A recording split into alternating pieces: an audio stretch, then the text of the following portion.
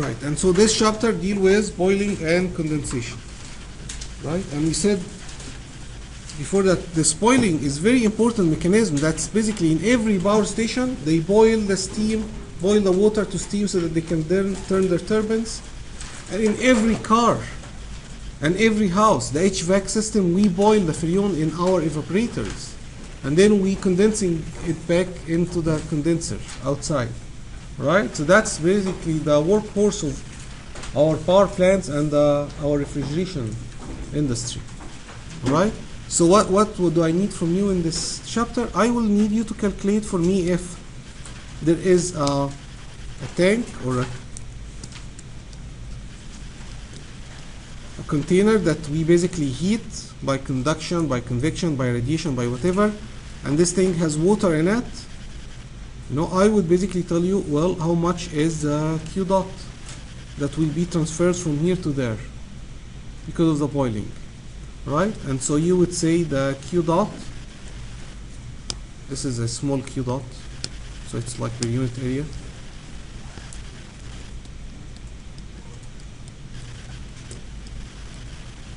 It's H delta T, just like convection.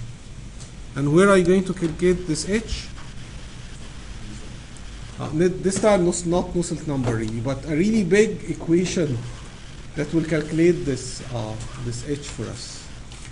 Right? It's really a really big equation that will calculate the H for us. Right? So again, yes, so this is the fundamental equation that the Q per unit area is H delta T. But he can ask for delta T, and that would require trial and error because I bet the H will depend on the temperature, right? Just like always.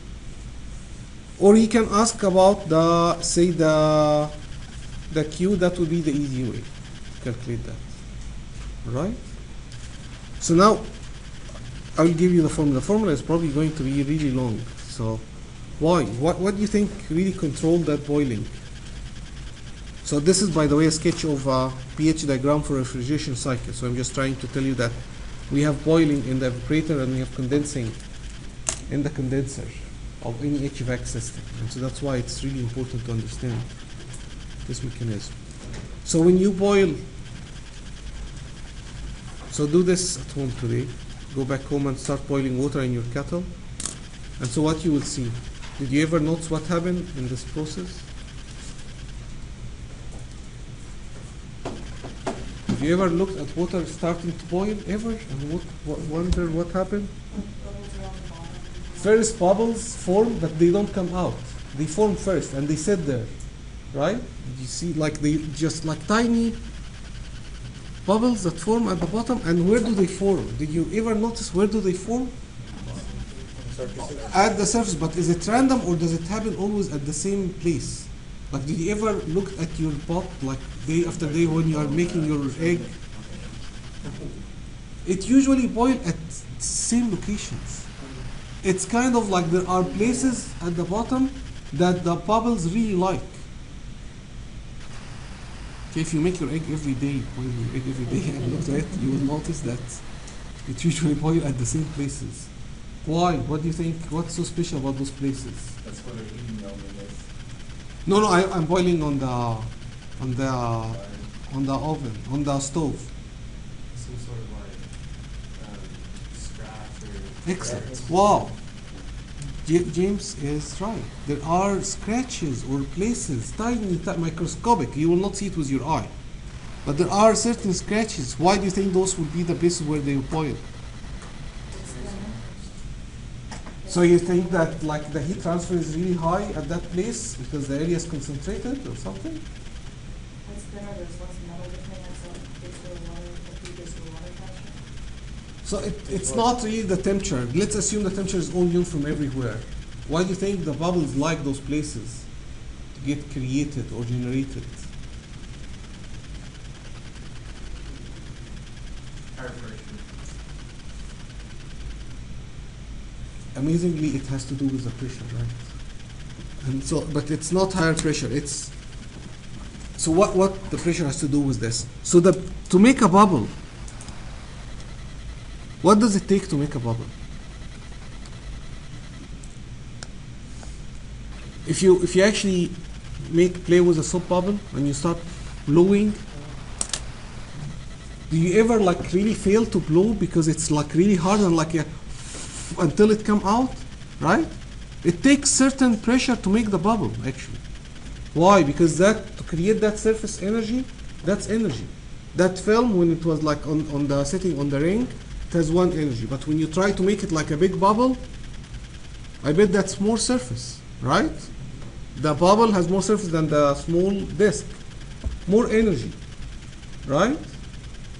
So you can, and you will do this at grad school, you can relate this back to actually figuring out that there is inside a pressure higher than the atmosphere. And that pressure will depend on the surface tension, 2 sigma over r. Sigma here is not that Boltzmann constant, the 5.67, 10 to minus 8, no, that's not it. This sigma is the surface tension. Surface tension of the water. All right? And so, and the r, not the r. The smaller the r, the bigger the delta B. So to make tiny bubbles, it's actually, it requires a lot of pressure. So that's why those tiny bubbles, you know, when they fall, they wouldn't really break as compared to the big one. So the tiny one actually have a lot of pressure inside them. Why? Because the surface tension is squeezing them really hard. All right? So at the end of the day, to create those bubbles, vapor bubble, not air bubble, on that heater, it takes higher pressure. So the water in the pot is at 1 atmosphere, but the bubble to be generated, they need to be bumped up to say, I don't know, 1.01 atmosphere, depending on their radius. The smaller the radius, the more expensive they are. Right? So who's going to pay for that pressure? Who's going to generate that pressure?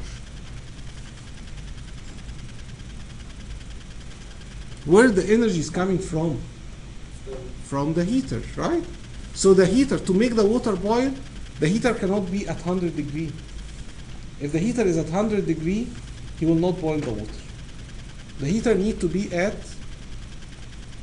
higher than 100 degrees, higher than the desaturation. All right? So that extra delta T will create the extra delta P. All right? And we'll leave the relation to grad school, but there is a relation between how hot this thing is and how the pressure inside the bubble will be. And so finally now the bubble will have enough pressure that will make it be able to push the liquid on top of it and the surface tension and basically rise. All right, so the bubble now will start going up. What happened? Did you ever notice what happened when they start going up? Leaving the bottom, the hot surface, and trying to rise up. What will happen? No, the opposite. They disappear. At the beginning, they disappear, right? They start boil and they never make it to the surface. Why? Because they cool down. They leave the hot surface where they were actually at, that was helping them to become that hot, to become that high at that high pressure and survive the surface tension that's trying to smash them down. Surface tension does not, it's expensive to make a bubble, right? So the surface tension will always try to basically minimize the surface. He doesn't like it, right? That's why when you put a droplet of mercury on the ground, I know because I did break our thermometer when I was a child, and it was a really, really big thermometer. So my dad had this huge thermometer for us, and so I was playing with my sister, and so we ended up breaking it, and so the mercury was everywhere. And I started playing, pushing them together with my finger. Fortunately, I still survived. So you start pushing them together, and the moment two mercury the points touch or sphere touch each other, they immediately become a bigger sphere. And they are really sphere. They never really wet the surface. They are like really big spheres. It's amazing playing with mercury. I'm telling you, don't try this at home. All right? But you can really see how the surface tension is really very strong, and he can pull it. Why he pull it? Because the sphere is having the smallest surface area compared to spreading the mercury. And so in the case of the bubble, the water will try to smash this bubble. It doesn't want to have the bubble inside. All right? Because there's a surface energy related to that area. So the point is, once they leave the surface, they start to cool down. Of course, they cool down by giving their joules to the water. So the water gets hotter. Right? So eventually, as the water gets hotter and hotter, now the bubble can make the journey all the way to the top. All right? So now the equation that I'm going to give it to you that will tell us the H or the Q, probably it will depend on that excess delta S or excess TS, how hot TS is with respect to T saturation, right? Because the hotter TS, T surface, compared to T saturation, the more bubble he can make, right? And that early question about, well, why they like the scratches, because the scratches give them a place where they can grow, right? So ideally, we can imagine those scratches as cones like this, right? It's not cones, I know, but let's ideally, to come up with this here, let's imagine they are in the surface. The surface is filled with those cones, and the bubble, and actually that cone also initially is filled with what? No, air. And then you fill your pot with water.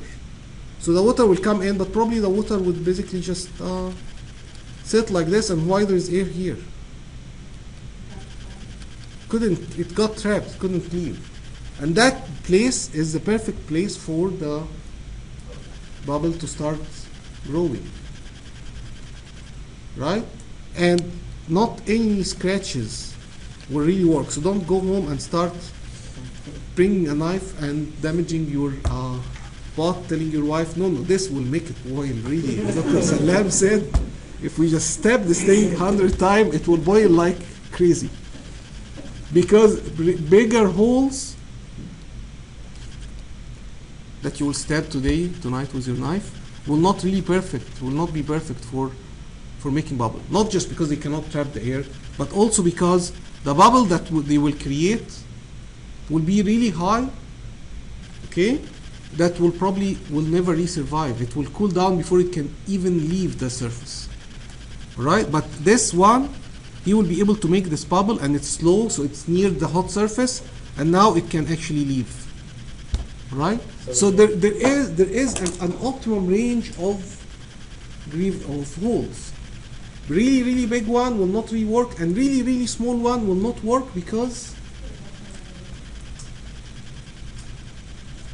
really, really small one will not trap air, right? But forget about the air. What else will prevent very tiny hole from working really well for us?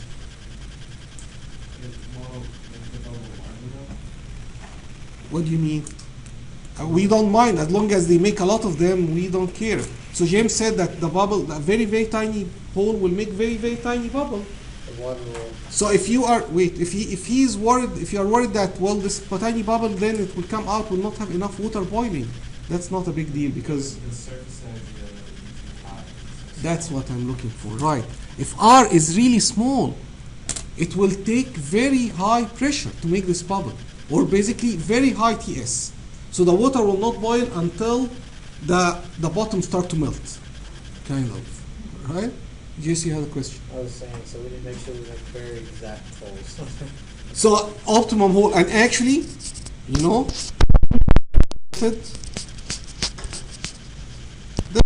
it could have been famous if they haven't already invented it. So they make those special surfaces where they really but make exactly the optimum size hole, and they are all the same. And so they can really help the vapor leave. And they even connect them with tunnels, so the vapor can form and just leave as bubbles. Right? And again, the bubble will rise here with a diameter. And that diameter will determine how much pressure it needs to fill, and that determines how much TS need to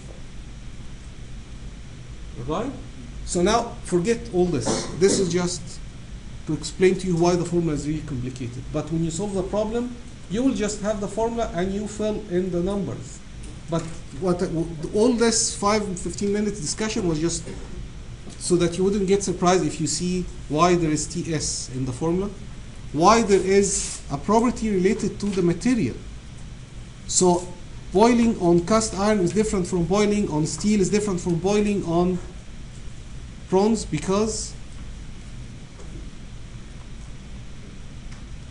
Form differently. you're right, they have different roughness. And it's even for steel, you will find out the table will actually say, is it polished steel, or is it forged steel, or is it machined steel? Because the surface roughness, how many holes, the size of the holes, will depend on the manufacturing. All right? So it's not just the material, it's also the, how did they make it? And actually, let me jump to that table to show it to you. So there will be this constant CSF, and you can see that CSF that we are going to use in the formula. Look at this. Water, steel, mechanically polished. Water, steel, ground and polished. Water, steel, Teflon bedded. Water, steel, chemically etched. All right? And each one of them has different constant because it will have different roughness pattern and different roughness geometry, basically. Diameter and how many of them. Okay? Right. And so and so that thing about the water temperature make the bubble pressure, that relation between the pressure and the temperature, that's function of the fluid. So different fluid have different relation between their temperature and the pressure. And so that's why you see water here with one constant N. So the formula will have this N and CSF, and I will explain them for them. I will explain those for you. But my point here is, for water, this constant is one thing, but for the other fluids, this constant is another, because of that relation between the pressure and temperature. So to solve this problem, and you had the homework problem on Monday that's similar to this, you will have to figure out what is the fluid, what is the material, so that you can come to this table and get those two constants. All right? So now let's look at the graph that will generate this formula. So here is the story. First you will just make all this here. Note, by the way, this is a log scale of the Q watt per meter square over or versus delta T. Ts minus T saturation. T saturation is controlled by the pressure. So if we are boiling at Oklahoma, when we are in Tulsa, Oklahoma, where we are almost at sea level, right? We assume we are boiling at 100 degrees. But if we go to Denver, Colorado, we are not going to boil at 100 degrees. The pressure is lower, right? B atmosphere is not at 101.325 anymore over there. It will be a little bit lower, right? But anyway, so this is a log scale. So you know from here to here, that's like 10 times bigger, 10 times bigger, 10 times bigger. So it take this Q that will happen here at boiling is 1,000 times more the Q by just convection. So that's why they like boiling in refrigeration, right? Because you can take a lot of heat when you boil this stuff. A lot of watts per meter square.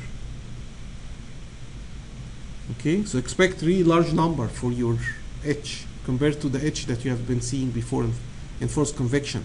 The weakest is of course natural convection, and then forced convection is stronger, and then boiling is order of magnitude bigger. All right. So when the delta T minus 5, or sorry 5, that's mean Ts minus T saturation is 5. So that's not enough to start the boiling. Okay, because the pressure is not there to make the bubbles. So it take once the temperature cross this threshold, boiling start. So this is the convection, right? Natural convection. Hot water get a little bit lighter and go up, and this thing keeps circulating. And then here you start boiling, and of course you see the Q improve. Okay, why it's getting bigger and bigger? Because as you increase TS, T surface, what happened? You get more bubbles, right? Now the surface is hotter, he can generate bubbles even at the places where he couldn't generate before. He now expand his range. And even with the same amount of range, he can also make bubbles faster. The bubbles start, rather than one every second, they start basically pop, pop, pop, pop, like boil very quickly, right?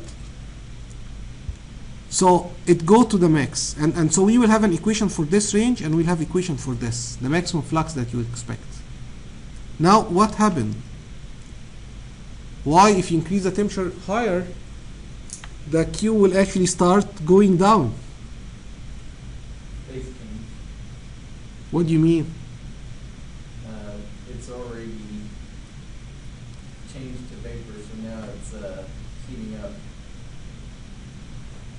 The water won't get any hotter because it's changing phases.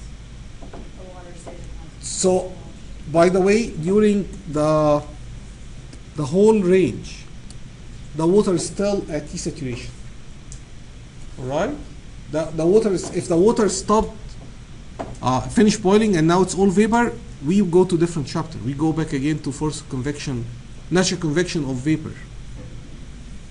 Like imagine the whole thing is filled with vapor, and we just had hot surface, and he's trying to calculate the Q. Then this Q is just Q natural convection. No, the water is always there. But what happened again here in this place? Are we running out of water to make bubbles big? Right, it's almost running out of water at the bottom. So the bottom start having what you see in this sketch, a lot of bubbles, to the extent that there's very little areas where the water find itself next to the surface. It's just like really big plumes, and we have picture of this. It's like really a lot of bubbles leaving. So only very little is left from the surface that can actually generate more bubbles, because the big bubbles are coming and basically preventing anything from coming back to the surface, or it's hard for them to come to contact with the surface. The worst case scenario is, what's the worst case scenario, which would be this point, where absolutely no water at the bottom. So the whole bottom is covered with a film of a vapor. Completely covered with a film of vapor. Alright? That's the lowest Q. And then, so why the Q then increase again after this point? It increased again to the extent that it reached the maximum that we had before. Well, it's still a film, right? But guess what? The temperature is 1,000 times bigger than the water. So what will kick in? What mechanism will kick in and make the Q really go up again? Besides the top. How about radiation?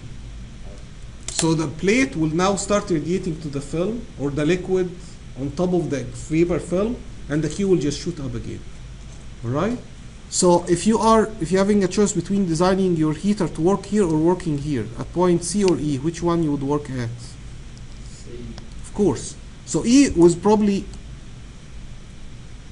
very, very hot, right? And that surface is about to actually melt from you, or at least it's at very hot temperature. It will start losing heat to other surfaces around him by.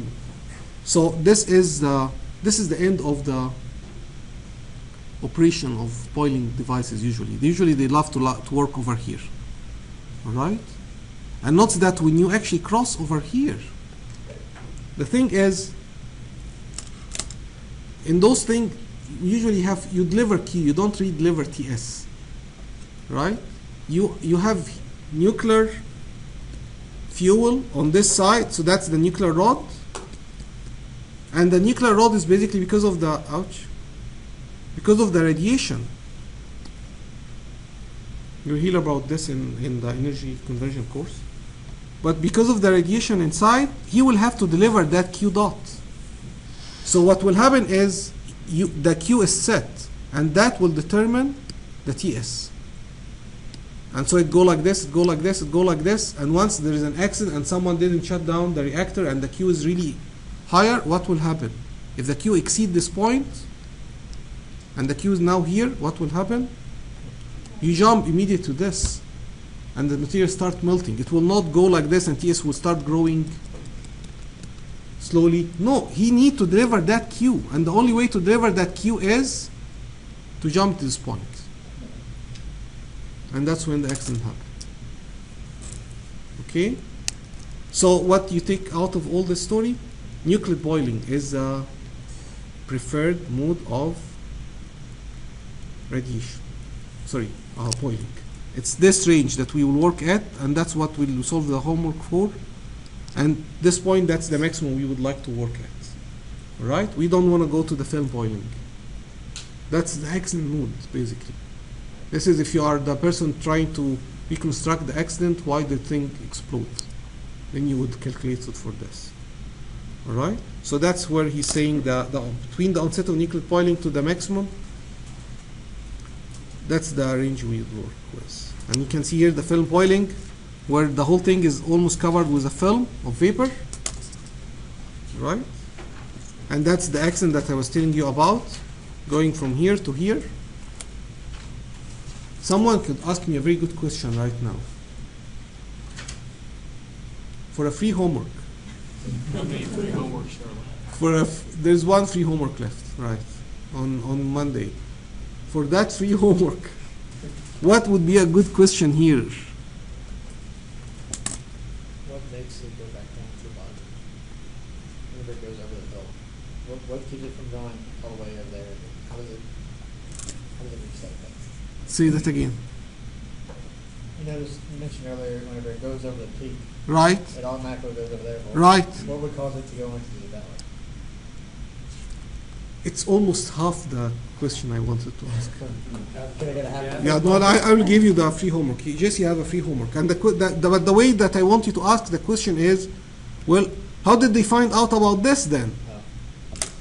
Who said that this thing even exists? When you increase the Q, you basically go there. How did they find out that this actually exists?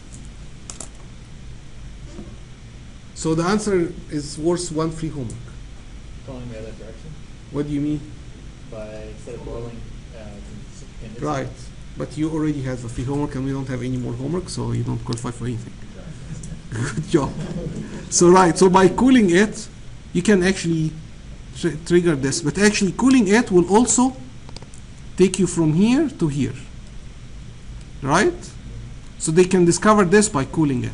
So to get this guy, the only way is to control TS. You have to actually control TS, not just give Q and figure out what's TS. No, you control TS. How do you set an experiment where you control TS? Where you keep it refrigerated or something. Right, you put something on the other side that's basically at constant temperature, like maybe phase change. So that guy is boiling also or condensing at different pressure. So he will have, water doesn't only boil at 100 degrees. Water can boil at 110 and 120 and 300 and 400. How? Different pressure. So if you have water on the other side at different pressure, you will maintain that surface at that temperature while the water is boiling. Alright? Alright. So now since you are eager to see the equation we are going to use to solve it. Here is a Q nuclide boiling. Alright? So as promised, there is TS minus T saturation, of course. So here is the TS and here is T saturation. Which surface do we use for TS? There is only one surface. It's the Is that floor. the same heating? Yeah. The top, you don't care about it. And the water is sitting at, you wish it's good sitting at T saturation. But initially, the water is not sitting at T saturation, right? Initially, the water is sitting at T room. You put the water in the kettle and you start boiling. The water is at room temperature. And as you are heating, the water go up and up. And the bubbles will start boiling or start forming only when the surface here, that originally also the surface is sitting at T room, the surface, when the surface become, 5 degree above T saturation, he will start making the bubbles. Will those bubbles survive or not? It depends on how about the rest of the water. Right? And so the bubble will start rising, and it will make the water go hotter and hotter until the whole water is at T saturation. Now all the bubbles will make it, actually even before that. It doesn't really require T saturation to make the bubble go to the surface. You really need to go back home today and do this experiment. Get a thermometer, put it in the pot, and watch the history as the bulk of the water increase. Right? But my point is, the surface is sitting at Ts, and that's what will solve the problem. And the water may not be at T saturation, but the film of the water near the surface, this is T saturation. So all this property, sigma, raw liquid, raw vapor, CBL, HFG, what temperature would I use to calculate those properties? No, because Ts minus T saturation is 5 degree or 10 degree. Are you suggesting we calculate the property at 10 degree? No, it's not the difference. It is at T saturation. Jose is right. T saturation. So the film is sitting probably at T saturation. The boiling, the water need to be, the water that's boiling, it's at T saturation. Yes, the rest of the water may not be at T saturation yet, but the bubble, as they rise and lose their energy to the water, they will bring the water eventually to T saturation. When this happens, all the bubbles just basically boil, and that's when you start dumping your spaghetti. Right? So you don't dump the spaghetti in the pot until the whole water is boiling. Otherwise, they get stuck. Right? You want the bubble to be rising like crazy, basically, so that it's the time to put your spaghetti in. Right, so end of the story. All properties are at T saturation, right? Of course, Ts will be at Ts, and that is a surface property. That's the surface temperature, right? And we will have to understand what is the, we'll have to find out what is the surface and how it was machined, so that we can open the table and get this CSF. And the N, that's also for the, from that same table. All right, and we will just calculate the Q dot. And again, this Q dot is the capital Q over area. So expect watt per meter square. Question? So here is telling us that the Q dot is watt per meter square. So let's actually, here is the table for the CSF and N, and here's a table for sigma, because sigma is actually a very strong function of temperature. The surface tension is a very strong function of temperature. You can actually do amazing things by this fact. You can actually make droplets move. If you have a very hot pot, if you make your saucepan really, really hot and you splash water in it, what happened? That's in every cooking show. They always tell you don't fry it until it's ready. How could you tell it's ready? They tell you wet your water and then splash it on the pot. And what happened if the right? So see that's because the surface tension is at this temperature. Basically, it what make basically the water, when this water droplet fell, it make a vapor between the water droplet and the surface, and that's why the water basically become airborne and start running on the saucepan. So really do this today. Make it really hot and splash water into it. All right, so here is the relation for different fluid between their temperature and between their sigma. Okay? And for our most used fluid, water, here is the sigma of water as function of temperature. And for other guy, you just use the equation. All right? So let's solve the problem and see what else we can do. So platinum plated rod. So it's important to know that it's platinum. It's not steel. It's not cast iron. Diameter 10 millimeter. Okay. So he's a cylinder basically. This diameter is 10 millimeter. All right? Submerged horizontally in water at atmospheric pressure. So he said atmospheric pressure and water, so you know immediately that T saturation is how much? Water atmospheric pressure. T saturation would be 100 degrees. excellent, 100 degrees C. If the surface of the rod is maintained at 10 degrees above saturation temperature, so he's basically telling us that T saturation is 110. Determine the nucleate boiling heat transfer rate per unit length. So per unit L basically, assuming that L is 1 meter. So for this guy, he wants Q nucleate. Watt per meter square. So that's the first required thing. And second, the rate of evaporation per unit length. So m dot vapor or m dot steam. So once I calculate the Q dot from this equation, how am I going to calculate m dot steam? With the Q M dot HIF. Excellent. The Q dot that we are going to deliver per unit length or per unit area will end up being m dot per unit length multiplied by HFG. And we get the HFG from the steam table at 1 atmosphere. Right? The joule per kilogram it takes to boil that water from liquid to vapor. That's how we're going to get m dot. So we have to get the Q dot first. So the Q dot, that's this equation. Alright? So here is the solution. They go for 100 degree, so that's the saturation temperature. They get the sigma from that table, alright? And then they open the property of the water and they get raw liquid, raw vapor. So that's the liquid of the water at 100, the density of the water, liquid water at 100. And that is the density of the vapor at 100. Remember on the TS diagram, this is HF and this is HG. So you have property associated with 100 degree but liquid and properties at 100 degree but vapor. Right? Both of them exist. So at 100 degrees there is raw liquid and there is also raw vapor at 100 degrees. Right? So you get raw liquid, raw vapor, you get HFG, that's the latent heat. New liquid, that's the viscosity. Why the viscosity is important? Why does it show up in this equation? Are you surprised at all? You're not surprised? It has to do with how quickly those droplets will actually, those bubbles will actually move.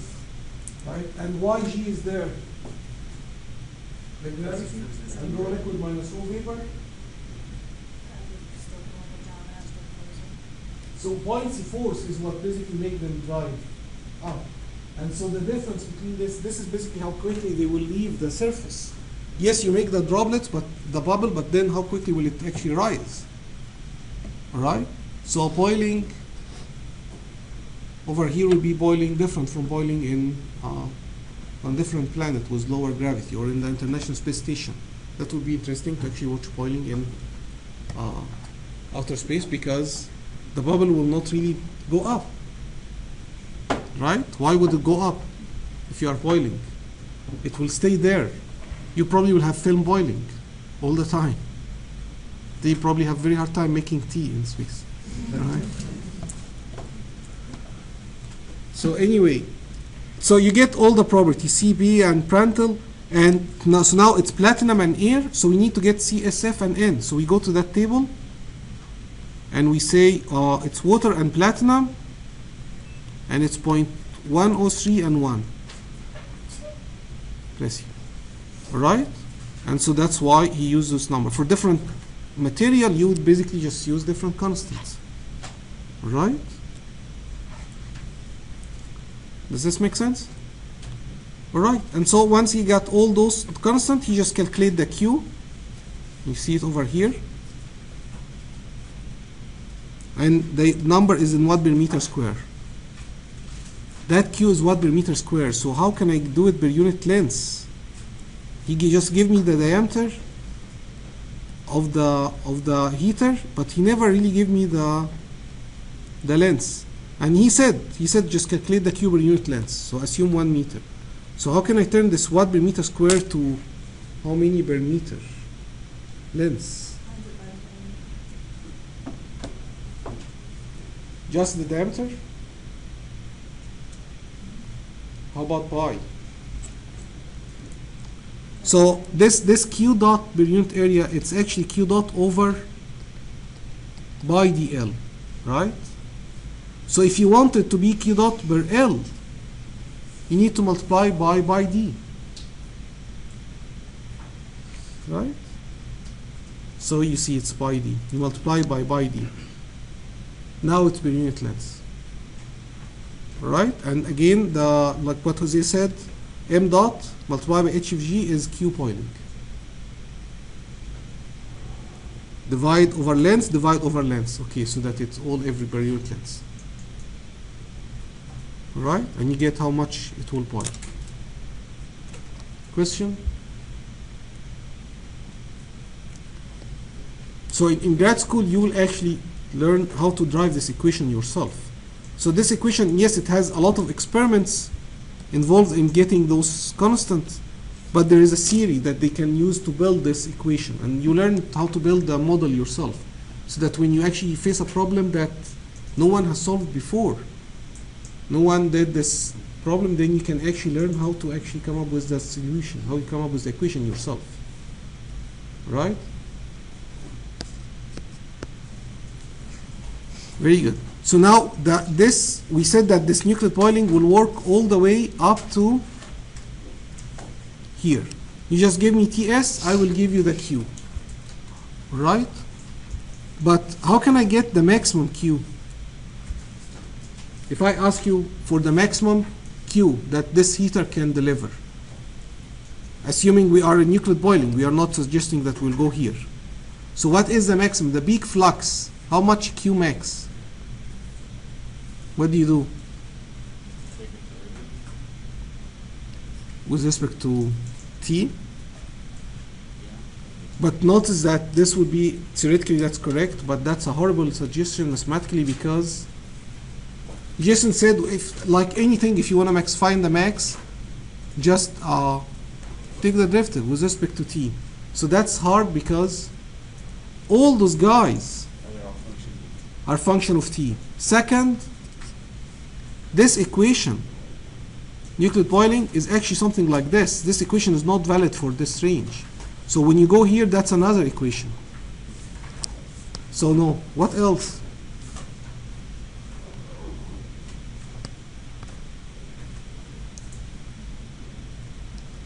So actually, so this peak happens when they start really boiling together to the extent that they are annoying each other. The plumes coming prevent more liquid to come. So it's actually very complicated, but they can manage to find a theory for it. So they actually come up with a theory based on what is the maximum flux that this surface can actually generate. It's as if it's not really making bubbles, but it's making jets of vapor. It's like continuous jetting, right? It's like brrr, brrr, and they can figure out how closely they are, those bubbles, because you imagine you cannot really bring them touching each other. They still need liquid to turn into vapor, right? So eventually they come up with that theory, and then they come up with they fill the planks with experiments to come up with a constant for them. And so this is the equation for the peak heat flux. So this is there are more equations in the chapter that has to do with film boiling, but I don't want you to worry about them. I just want you to worry about the nuclear boiling and this equation. This one is for Q max, all right? The maximum Q that you can receive, or the critical heat flux. And you can see there is raw liquid, raw vapor, and HFG. Where we are going to get all those properties at, you'll get them at T saturation, all right? So that constant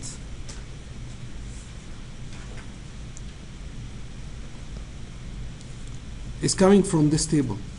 That CR is coming from that table. Well, that table, sometimes it's just a simple number. Large horizontal flat plate, if you want to find out what is the maximum Q that's leaving it, it's simply 1.149. But if it's a small horizontal cylinder, that's typical of the heating element they use, then that constant is 0.12 L star. What is L star? They tell you what's L star over here. All right, so the L star is this guy. All right, and ouch.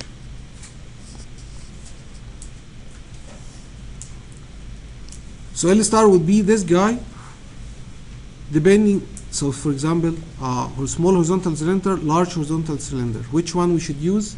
Well, it depends on whether L star is greater than 0.12 or between 0.15 to 12. And what is that L star? It's L, that's the length or the characteristic length of the problem, G rho L minus rho Weber over sigma power 1/2. So it's kind of dimensionless length. If you actually look at the units of everything over here except for the L, it will be 1 over L. So it's dimensionless length. So point is,